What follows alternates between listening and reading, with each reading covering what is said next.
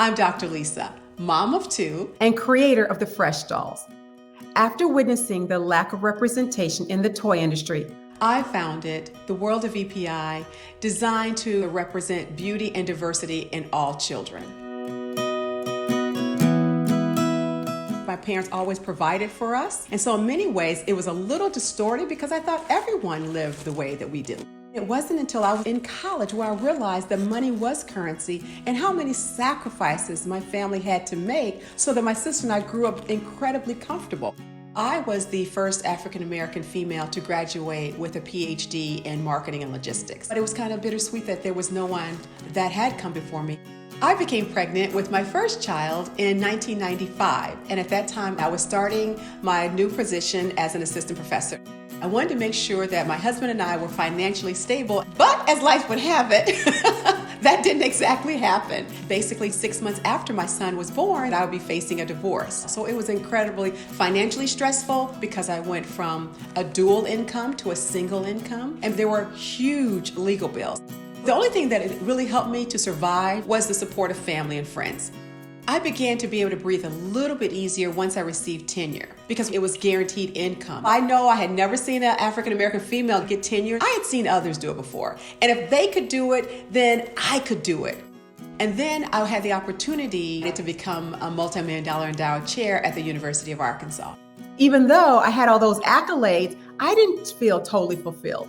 So I started writing a book. And what I found out is that success is based on how much of a significance are you being in others' lives.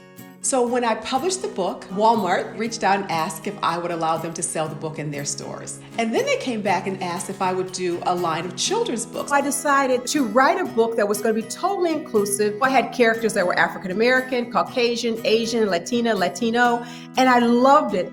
The books did very well, that they asked if I would do a line of dolls. I said absolutely not, because I know nothing about doing anything with toys. But I was sitting there watching an updated doll study. I was shocked when I heard the little black girl say she wanted to play with the white doll because the black doll was not pretty. And that broke my heart. And so even though 3 times I had told Walmart no, I called them back that day and I said yes.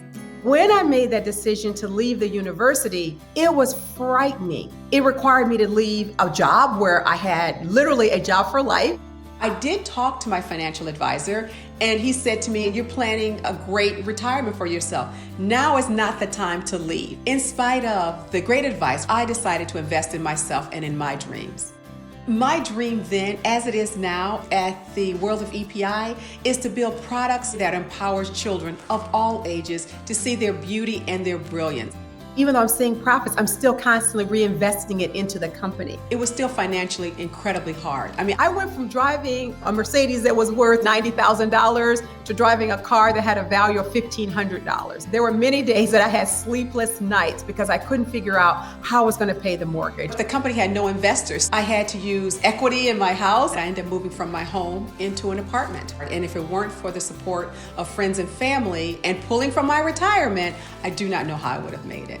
I remarried in 2006, and at that time I inherited another son, Daniel. I did indeed have the support of a partner, but I still had the details of running a company with now the demands of being a wife and a mother of 2.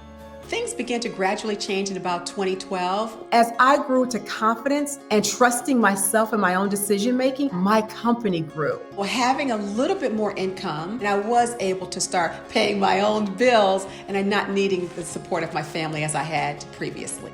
Going through the financial challenges that I did, it taught me that I had to be more protective of my finances because I know money can be finite. So I'm always putting money away and planning long term.